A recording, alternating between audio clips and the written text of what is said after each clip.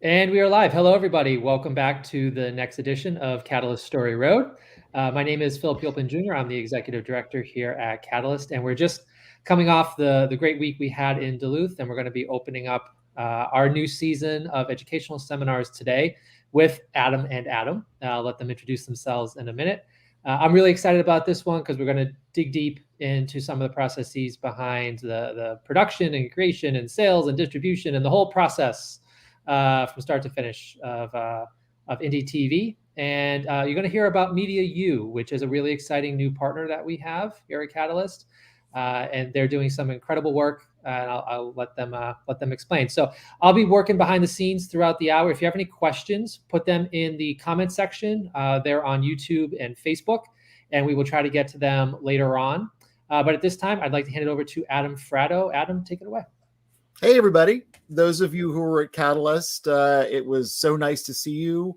It was my first time on a plane in 18 months, so I owe a debt of gratitude for you guys to getting me out of my basement. Among other things, it was a terrific event, and I really enjoyed meeting so many of you. If I didn't get to meet you, I'm a TV producer. I've worked in the industry for quite a while. I've been an executive. I've been a network buyer, I've been an independent producer, and it's been my privilege to know Adam Leipzig for quite a long time. We actually met when we worked together on a film project. He was the executive, I was the young producer trying to get it made, and we have stayed in touch and become friends. And I'm delighted to be a supporter of his new venture, MediaU. And we want to start off today's conversation by talking with you all a little bit more about MediaU. So, Adam Leipzig, what is MediaU? Yes, Adam Fratto, thank you so much. And it's so great to be here. Hello to everybody. And we're so happy to be here at Catalyst, honored to be here at Catalyst. And Adam Fratto, honored to have you as an advisor to MediaU. MediaU is the opportunity to have access to upskill and uplevel your talent and your career for content creation, television, and filmmaking. We are offering accelerated credentials for everything in content creation, which are starting in a few weeks, and we're pretty excited to offer them. Everything that we do is online. It is highly experiential. It's not talking heads. After the first of the year, there will also be transcripts available from the University of California system associated with our courses and our trainings. Some of them are shorter, some of them are longer, but they're all accelerated trainings. It's not a full degree program, and it's very much focused on jobs and careers, really tactical stuff that you need to know to do what you need to do. We just, as an example, we just did this really wonderful producer's assistant boot camp where we ran a boot camp because there is a film that's about to start shooting in January. We ran a boot camp, and two of the people who were in that boot camp are actually going to get hired on that production and go right into jobs. And some of the other people who were also in that boot camp, we think we're going to place because they are awesome. We have spotlight sessions that are coming up in a few weeks on getting your movie made, getting your documentary made, getting your crowdfunding together, contracts and deal making, production management, and then a little bit later in the year, a marketing and distribution roadmap for independent filmmakers, where experts are just going to walk you through what you need to know, whether you do it yourself or whether you make a deal with distributor to get your content out there into the world. And we're just really happy to be able to do this and offer it. So there we go. That's what we're doing. So, Adam, who do you see as the students at MediaU? Who do you think this is going to benefit the most? It's really designed for people who are in the Catalyst audience, as an example, people who are already starting their careers, have already entered the media universe at some level and want to enter it more, who need more access, more information, and especially more behind the scenes information. Our experience is that a lot of people in the media business play hide the ball. Catalyst plays open the curtains.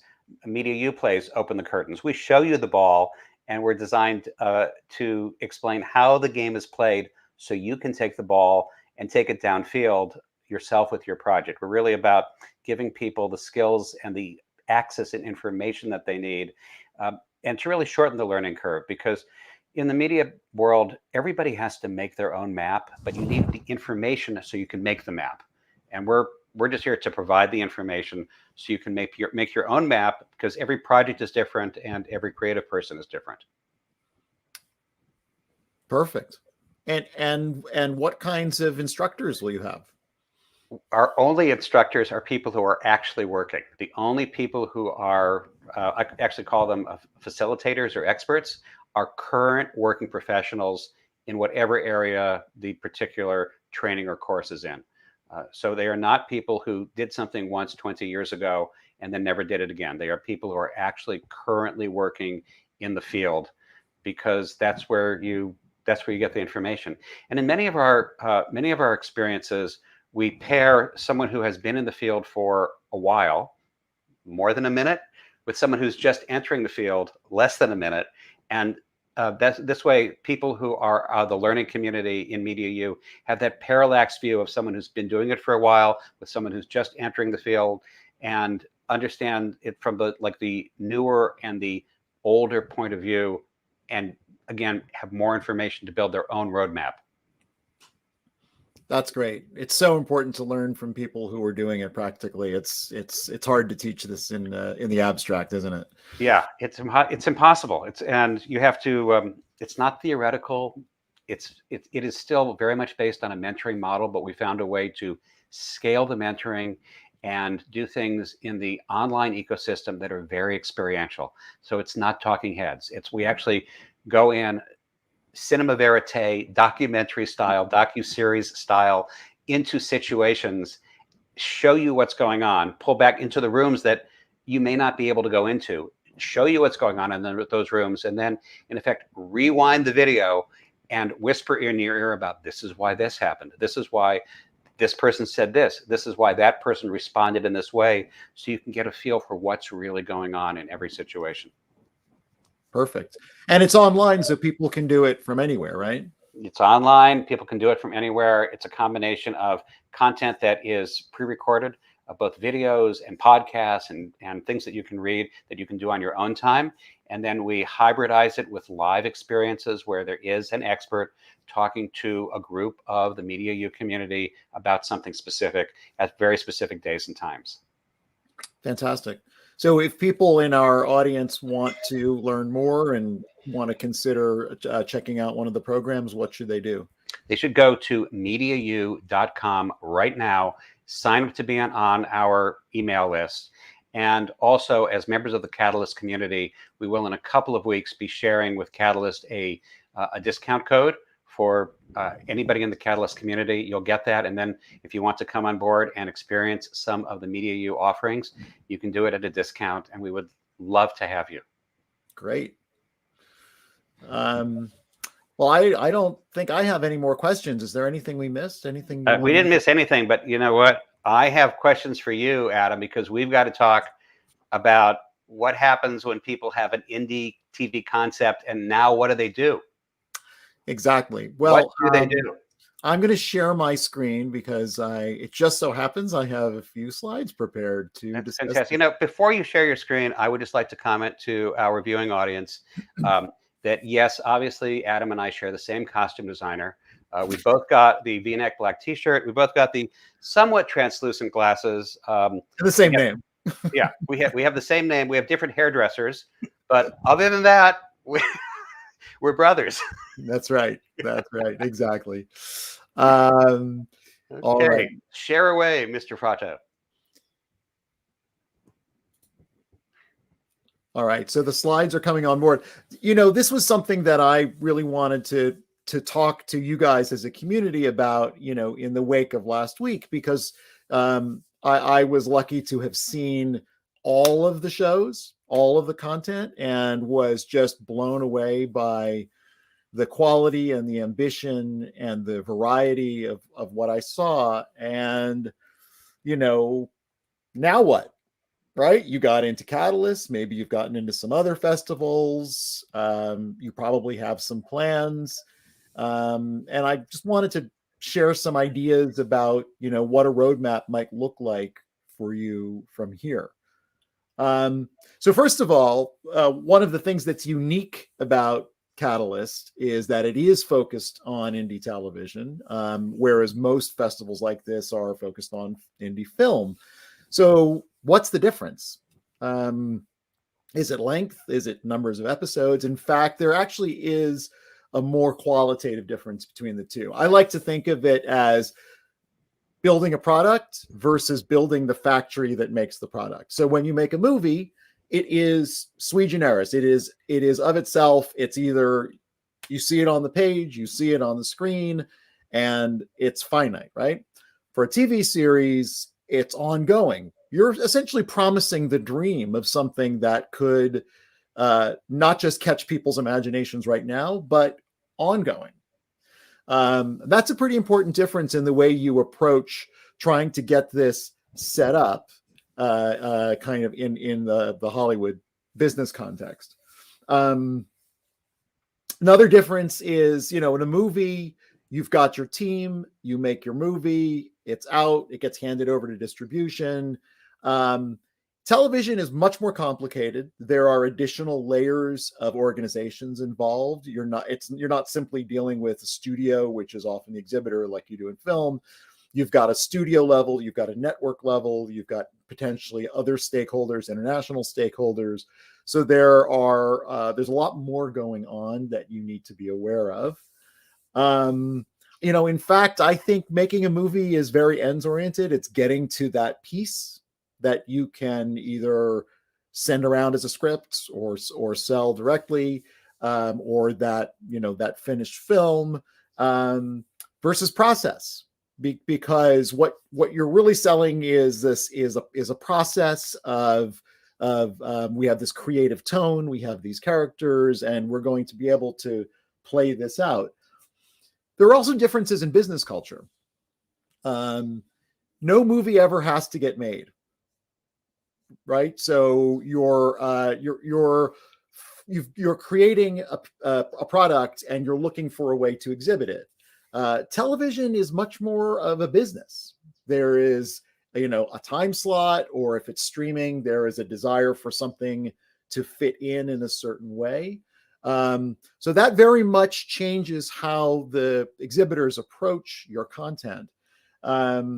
Also, television corporations are much more in love with their own development process than film corporations.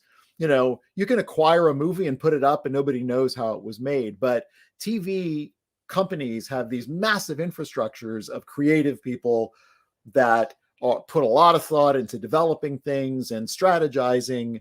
So it's a little bit harder to come in from the outside and crack that in television than it is in film. So I just wanted to level set with some of the differences that I think are important. All right, so I'm having some issues with there we go. Let's go to must-haves. So you've made an independent TV pilot or a presentation or a trailer or something like that. And let's just assume that you want to get this in front of as many eyeballs as possible and maybe get paid for your work. So 3 things that before you embark on this, that I think you must have. You have to have the right materials. And that is a bit of a conversation. We'll get to that in another slide, but you have to have the right materials. The right materials are not a finished 57-minute pilot. It's great that you made it, and it may come into play in your sales process, but it may not be the right way to go. You definitely need a script. Presumably you already have a script of some kind that you used to create your own material. And you're going to need some supporting materials, and we'll get to that. Number 2, don't worry about chasing representation and getting the right agent or anything like that, but you need a lawyer. You need a lawyer to be able to look at agreements when they come your way. You need a lawyer to be able to submit your materials in a legal way. You need a lawyer for advice, and we'll get to what kind of lawyer in a minute. And you need a partnership agreement. Trust me, the time to do this is early. Getting a partnership agreement is like talking to your kid about sex education. Think about when it comes naturally to do it and rewind substantially before that. Because the closer you get to something happening, the more ornery those conversations can become. So have them early. Let's talk about the right materials. Okay, so I talked about you need a script. At minimum, I would suggest a series overview. Series overview is a 10 to 20 page document that lays out what the series is. Gives you a sense of the log line, a summary of what that first episode is, description of the characters. By the way, this applies to documentaries as well, because a docuseries will also have all of these elements. It will have characters and story arcs. It will give you a sense of what that first season is, where it goes, and potentially, if it's a multi-season affair, where it will go after that. This is it's a sales document, but typically there are not a lot of bells and whistles here. This is hard prose, 12-point courier to be handed around as a document, and you want to work really, really hard on this. This is your vision for the show. It may help to do a sales deck, which may incorporate some pieces of your series overview, and it may have some visuals. It might help to do a sizzle. Many of you did pilots that are very long, so you already have this footage. I would argue that cutting a sizzle would be very helpful. If you don't think that it would work to cut down the materials that you shot, you might even do a rip reel. A rip reel is where you're actually pulling content that you don't own from other movies or TV shows, and generating a kind of a mood of where you think it needs to go. A Bible is a Writers Guild term for a very in-depth document that can be 40, 50 pages long, available online. If you want to see a great example of it, the Wire Bible is floating around out there. It's a great document. I would generally say that falls into the overkill category because you're not leaving any room for somebody to come in and say, well, in episode 6, that really shouldn't happen. So I generally wouldn't recommend it, but these are the kinds of materials that you should think about. And the reason why I'm being a little vague about not giving you a mandated laundry list and some options is that it depends on your show. Adam, can I ask a couple of questions just to get a few more specifics, questions that I'm sure the audience has? In terms of the sizzle reel, is there an optimal length for a sizzle? Yeah, I would say about 3 minutes. Okay. And in terms of the series overview, I know that you have seen a lot of these, and you talk about it in a very formal way, 12-point courier, hard prose. Can you talk about the series overviews that you've seen that really rose to the top? Were there certain elements in them that made them rise to the top, that made them stand out from the pile of series overviews and better than others, and really the kind that get passed around inside a network or a buyer? Sure. And if I could share there's one that I have in mind that's my favorite. If I could share it, I would, but I'm not allowed to.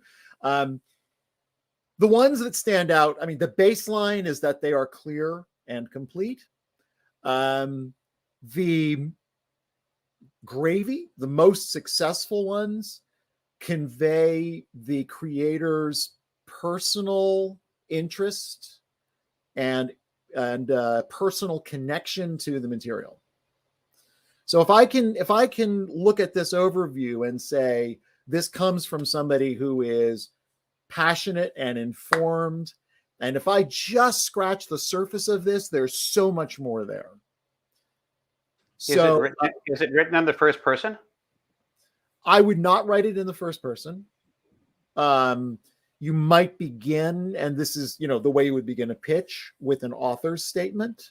And even that, I would say, is not in the first person. These are a little bit more of a businessy document. But I think you want the conviction and the vision and the passion to come across. So even though it's not in the first person, it is clearly in the creator's voice, and it has that creator tone, and it feels like it's coming from a creative mind. Am I understanding you right? That's exactly right. Great. Yep. Thank you. All right, let's talk a little bit about lawyering up. Do I have to? Yes, you have to. Because as a creator, you are essentially proposing a small business, and you can't propose a small business without having legal counsel to help you navigate the business side of it. Does it have to be someone in LA? No. I would recommend that it be an entertainment lawyer, because entertainment has a lot of quirks and protocols and specific ways of doing things that not all lawyers will understand. And, one of the things that a lawyer is valuable for, in addition to the actual, legal work, is experience. And so it's helpful to have a lawyer who can say, well, in these deals, a director fee usually sits somewhere between $30,000 and $50,000 or something like that. So that's where having somebody who's experienced enough pays off. Do I have to pay them? Probably. There are plenty of instances where there are lawyers who will cultivate young creators because they believe in them. Because remember, lawyers, like everybody else, have to do client cultivation and client development. And so you might find somebody who will do it for free. And it's not something you should hesitate to ask if you feel you have a relationship and you want to work together. I think it's likely that you'll have to pay them. If not, there are two ways you can pay a lawyer. You can pay them hourly, or you can pay them on contingency. Hourly rate can, go from $150 an hour to, I don't even, very high. And the contingency is often 5% of what you make on the deal. There are also hybrid deals where you pay a much lower hourly rate plus a little bit of a contingency. My personal lawyer, I prefer to pay hourly if I can, because I feel that I will end up in the long run paying more on contingency. But if you don't have the cash in hand, contingency is a great way to do it. And what do? Well, they will advise you on every step of the process from a legal point of view. They will be able to draft contracts, to review contracts. They will do negotiating for you, which just have to be careful because that's expensive, because a lawyer's time gets, once the clock is ticking, it adds up. But especially a lawyer on contingency, they may be good negotiators. You have to be a little careful because sometimes a lawyer that's not as sophisticated and maybe is a little too on the aggressive side can kill a deal. So you have to sort of be careful about that, but they can negotiate. They can advise you on next steps. They can submit material for you. But they're handy, and you don't have to pay them until you use them. So long before you use them, I would recommend getting somebody in your court. Talk to a few of them if you can. It's really great if you can find someone who you vibe with personally and who you think gets you and believes in what you're trying to accomplish. So don't wait till the last second to scramble. Take your time, interview them, get them on board before you need them. Yeah, and lawyers right now actually need clients. So they're happy to have those initial conversations to get to know you before you need them. We have a bit of a split decision because I pay my lawyer on contingency. I pay them 5%. You pay them hourly, Adam. And so people can do it either way, whatever works for them. I do it on contingency because that way I have limited the amount of money that's going out of my checking account early. And I also kind of feel that I'm putting them in exactly the same position as me, where we're all incentivized in the same direction. And if they can make a deal where I get, big participations and a long tail, and they participate in 5% of it, I'm very happy to give them 5% if they can help make me more money. So, yep, there's that. And as you said, they've got to be an entertainment lawyer, because trying to educate a non-entertainment lawyer is a fool's errand. And the companies you're negotiating with have dozens of lawyers. So you need someone to be your knight in shining armor. Yep.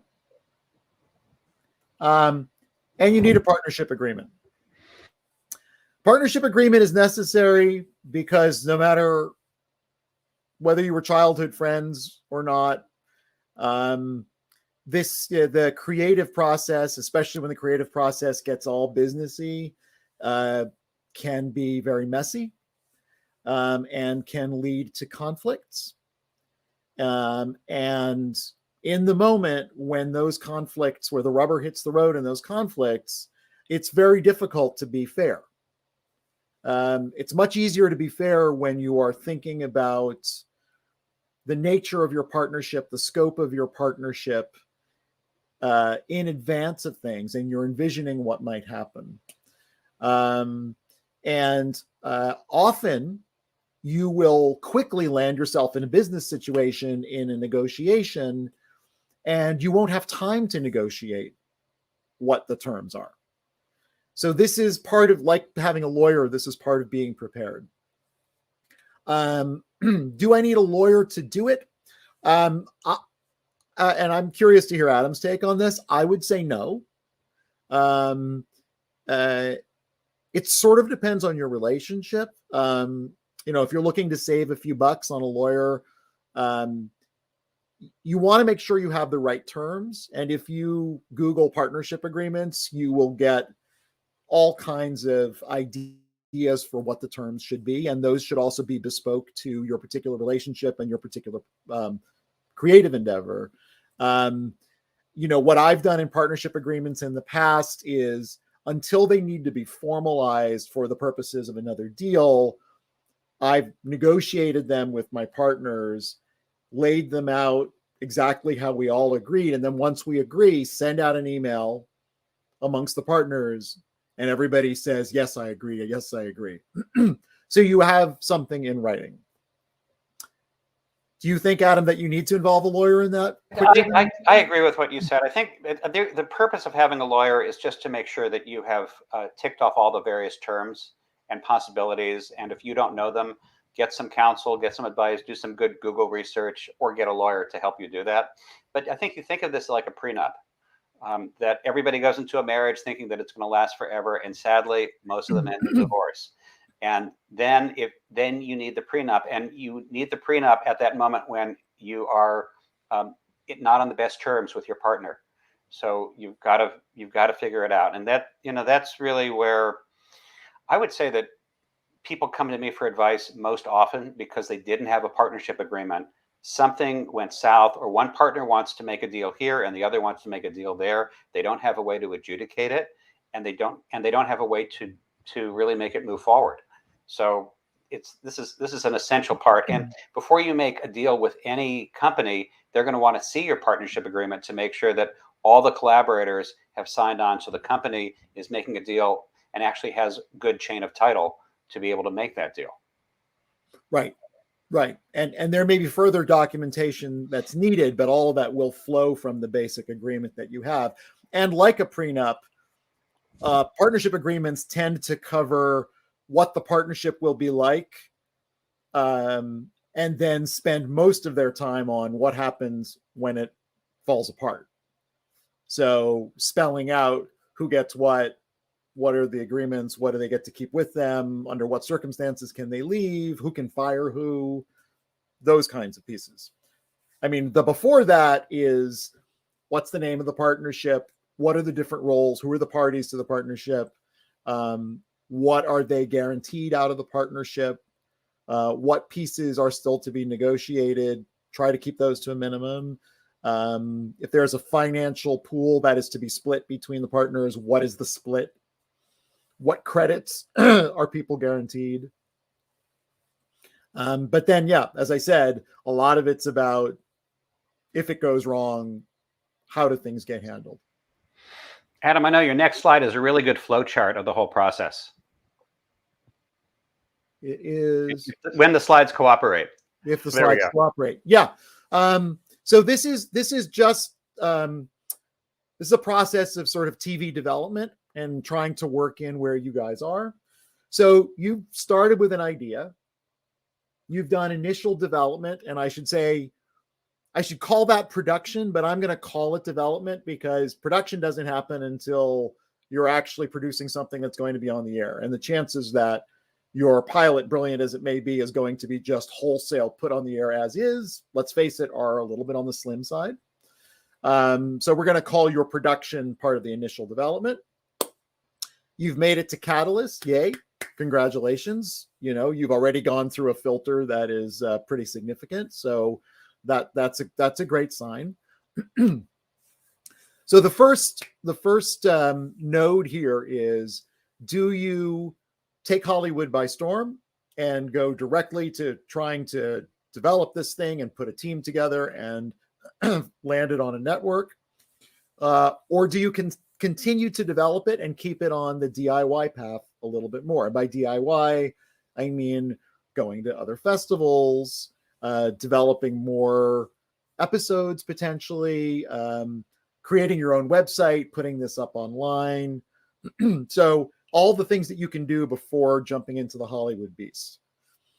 At which point, there is a flow from packaging to representation to studio to finance to network and platform, and these all have their own cards, so we'll get to them in a second.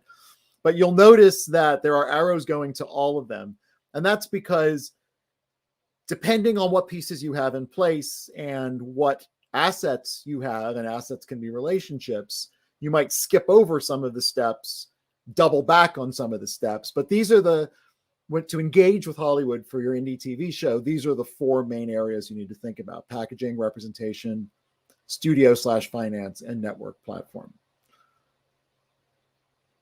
So we talked a little bit about DIY. As far as I'm concerned, you're still living in the indie space before you've gotten a major television company involved, putting things on YouTube, going to more competitions. I mean, the problem we're going to have is the more that you stay in the DIY space, the more money it's going to cost you personally out of your pocket. And the more that you're going to realize the importance of marketing. How do I get people to see this? Which is hard to do as an indie startup. So packaging is something that is very helpful to consider. Some of the elements that help give a project more gravitas, more momentum in the Hollywood marketplace are a showrunner. Showrunner is, for those of you who don't know, the top writing position on a TV series. Also somebody who has transcended writing and now is a full-on producer, in fact, has the final say on most creative matters, works on budgets, interfaces with the networks and with the studios. And these people are now very powerful, and they are brand names in and of themselves. Shonda Rhimes is a showrunner with a brand name. Do you attach a star? Do you have a role that is right for a star? Can you get to a star who will be appealing to everybody?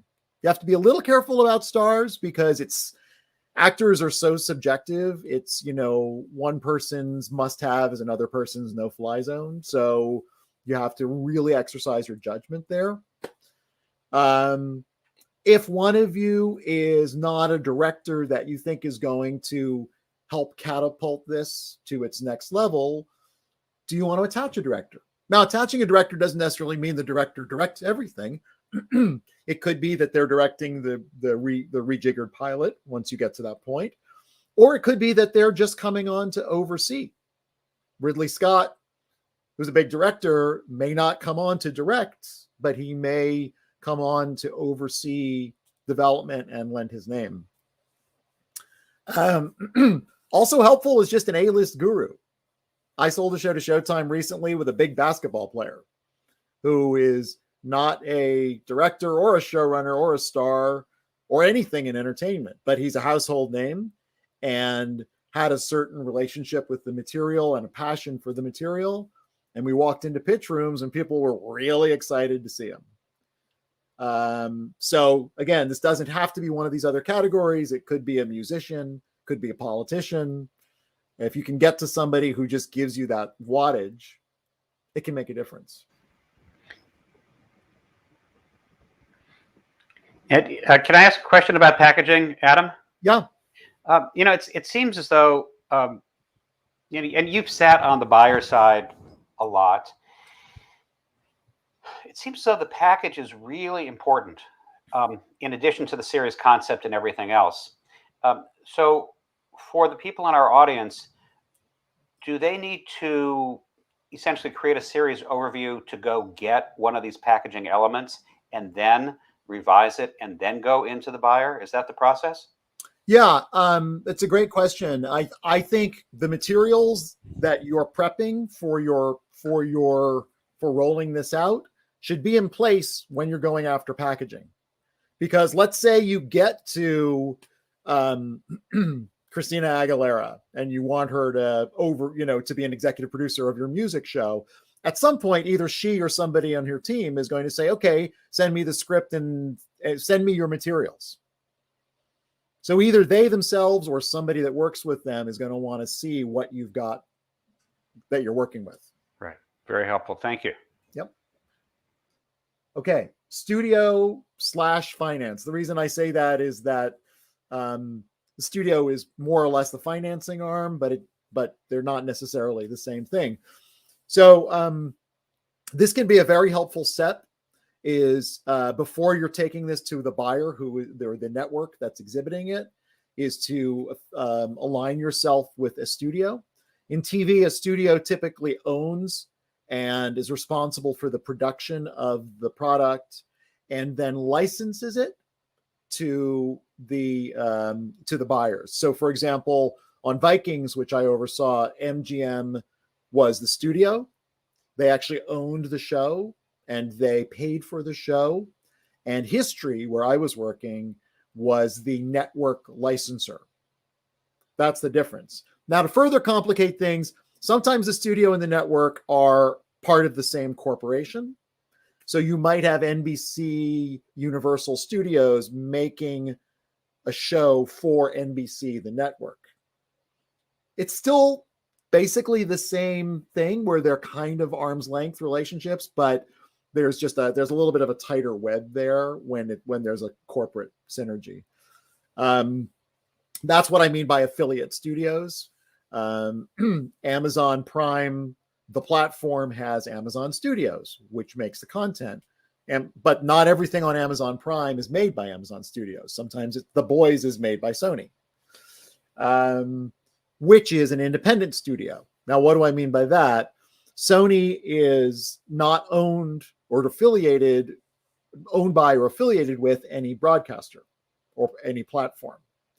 So this is true of, Fremantle, E1. There are a number of independent studios that have significant resources and clout. The advantage is they can sell to anywhere without any corporate downside. The disadvantage is, and this is a tricky negotiation, the networks, if apples and apples are being compared, prefer to work with their in-house studios because they're keeping it all under one roof. So if you have a show that must be at NBC, you should just go to NBC Universal Studios. But if you're not sure where it lands, sometimes working with a place like Sony is helpful. Before you get to a studio, you may align yourself with a production company. And producer and production company are interchangeable for the purposes of this conversation. Often the producer or production company will have a relationship with the studio. They may have a first look deal. They may have an overall deal. So as a feeder into the studio, you may find that they are a helpful piece of the puzzle.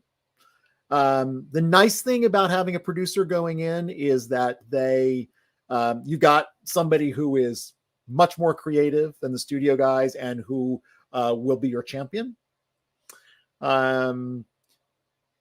If you go into the studio without a producer, they may at some point pull one of their producers in anyway. So it's not a bad idea to find somebody. The other way of doing finance is equity finance, which is, go to a billionaire somewhere and see if they'll pay for your TV show.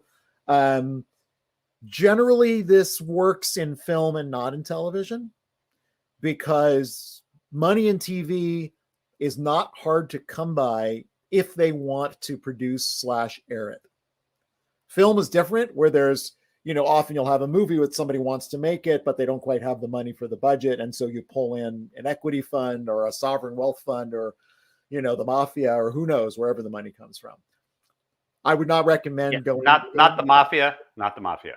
I would not recommend the mafia, because the lawyer will not help you get out of No organized crime, please. No organized crime. So this part of packaging is quite important. This is still before you get to the network or platform buyer that's going to put it on the air. So often when you're walking in to a network, and you're coming to see me at History, you've got a script, you've got a series overview, maybe a sizzle, you've got maybe a star, maybe a director, and you've got a producer, and you've got a studio. So these rooms can get pretty crowded with stakeholders, which is not necessarily a bad thing. It doesn't have to be that way, but given that you guys are kind of creators early on in your careers and haven't built this track record on your own, surrounding yourself with the gravitas of people who do is a pretty good strategy. As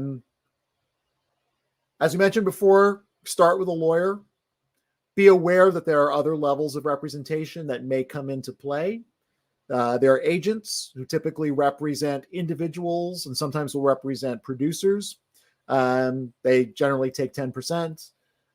Managers who, it depends, they may take a range, 5 to 15 on their own, tend to work more on the creative side. They're not as oriented toward deal making. They tend to be more about nurturing a career. Agent and manager, I wouldn't stress too much if you don't have one. They will, once you start getting momentum, they will tend to come to you. And having a lawyer will allow you to take care of sort of the basics of negotiating and deal making that you need them for. And then at some point, especially if you don't have to pay them, if you can pull in friends, having a PR representative, a public relations representative, is not a bad idea. They can help you get attention. They can help you with social media. It's not really a critical part of this process, but it is part of the representation matrix.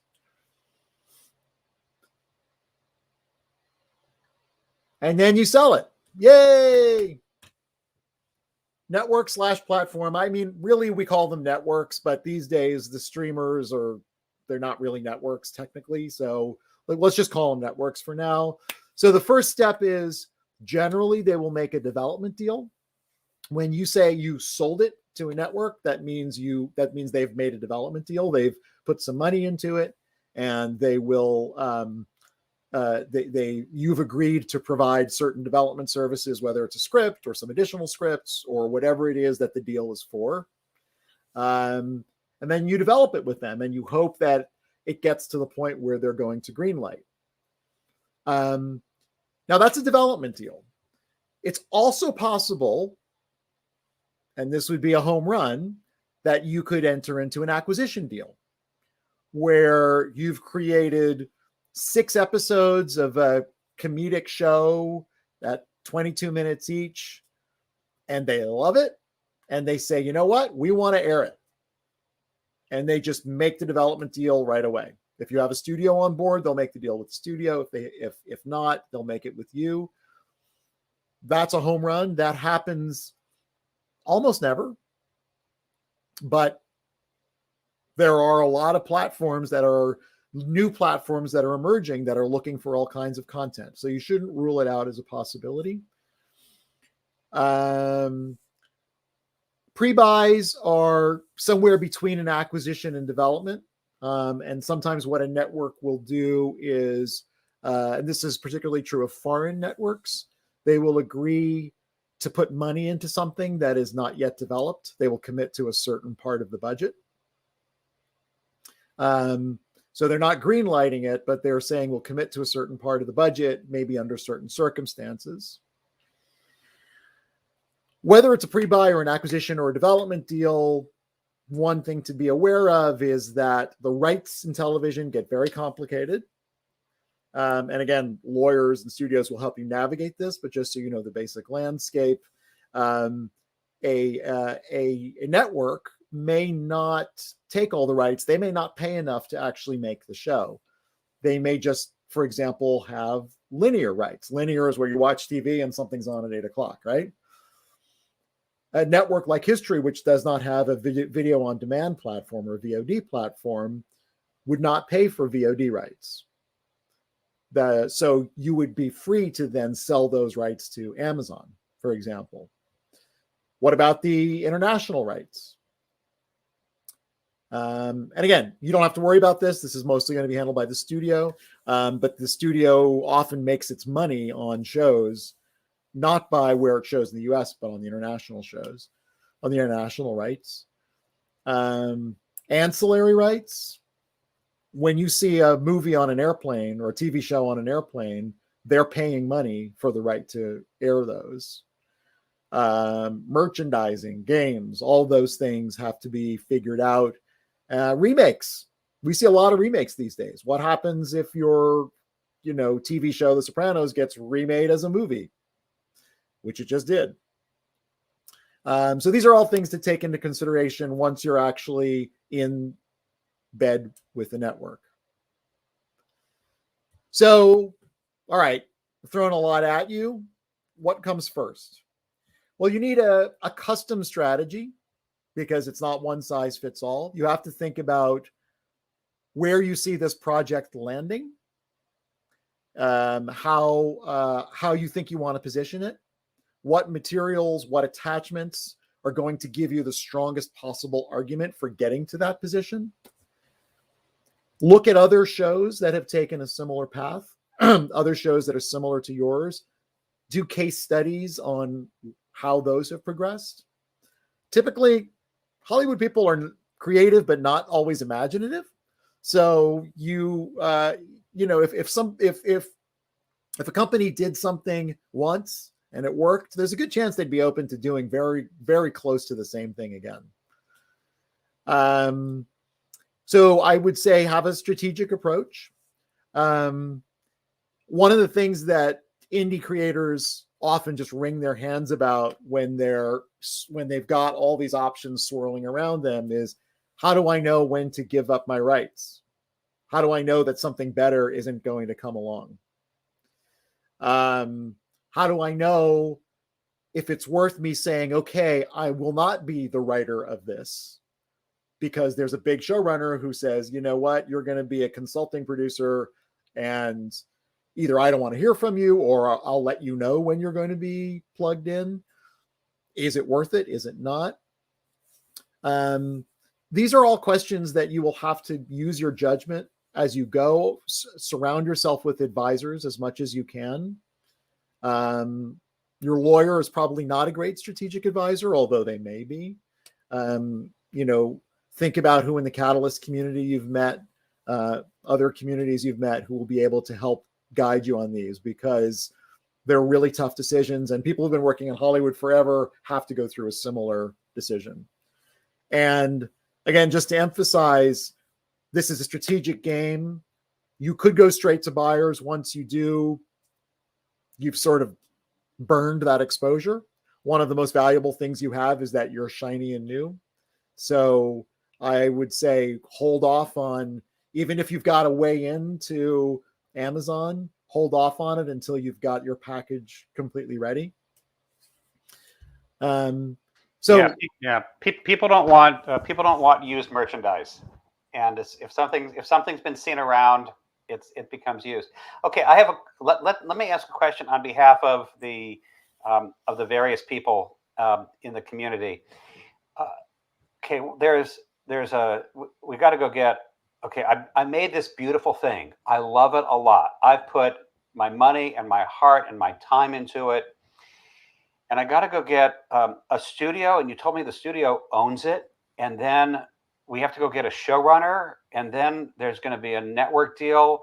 And do I keep any of this at the end of this, or am I making a lot of money for everybody else and nothing for myself? How do people navigate that? Yeah, let's give people some real advice and understanding of of how this pie really gets sliced up.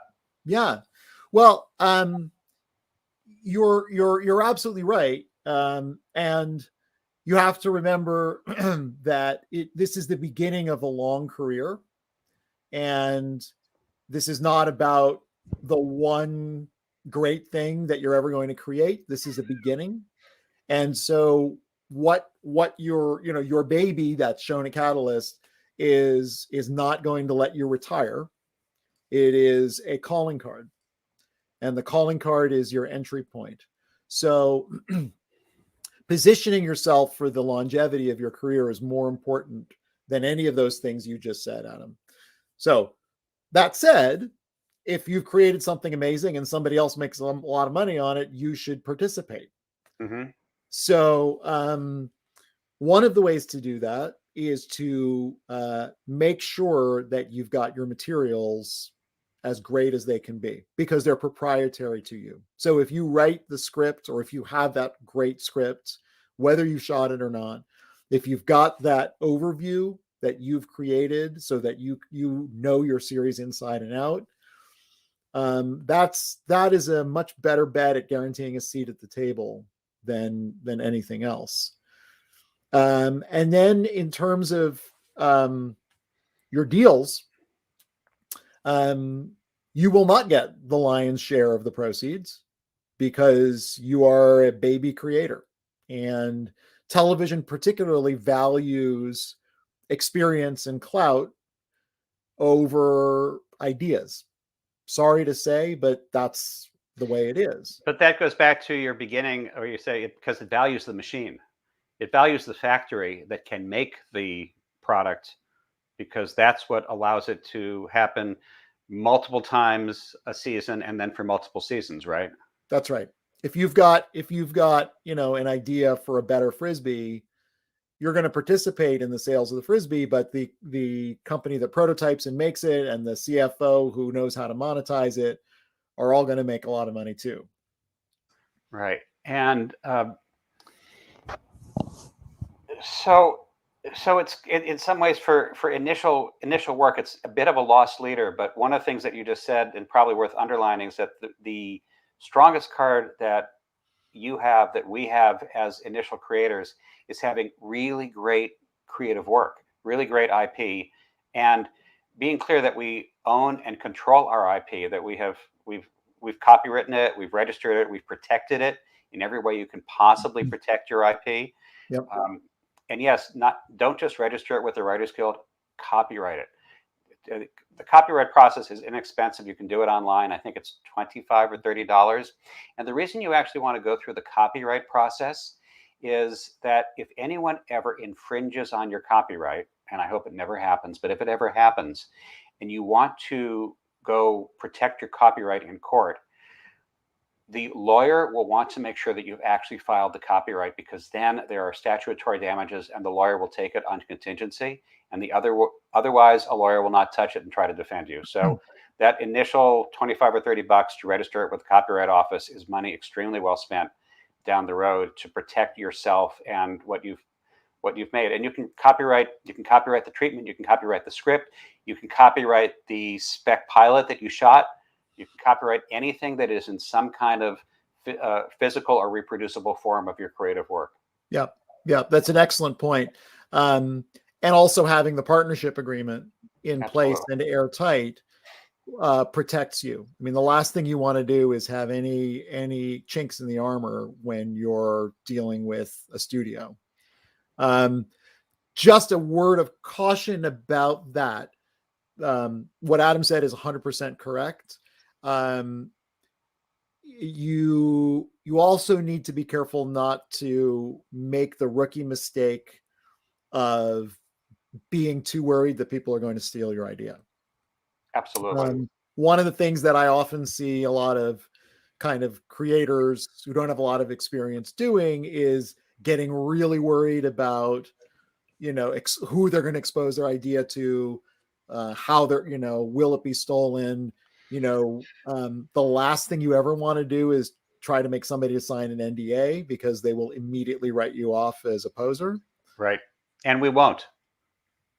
We won't sign it. We won't sign the NDA. B, we're not even going to read it because we're like, oh God, that's one of these. So, so you just have to, protect yourself, but then be open-hearted about sharing and putting it out there, and don't hide your light under a bushel, and don't worry about it. I underline that 1,000%, because really what is special about you, frankly, is not your idea. We have all seen every idea. There is no one who has ever pitched me something where the idea is so out there, I've never seen a version of it before. But what is unique is the creative voice, the approach to the idea, who's involved, the tack that you personally take. That's what you're really bringing to the table, and that's something that can't be stolen. Yeah, because that's you. Yeah, exactly. Phil is telling us that we can wind up. We could go on. We could bang on this stuff forever, because it's what we do all day. And one day we will, but not today. Not today. Today is not that day. But thank you all for joining. And Adam, it's been great to be here with you. And we're both really grateful to be part of Catalyst and to talk to the Catalyst community. And thank you, Catalyst, for having us. Absolutely. And come check out MediaU. It's a really exciting next generation film education platform.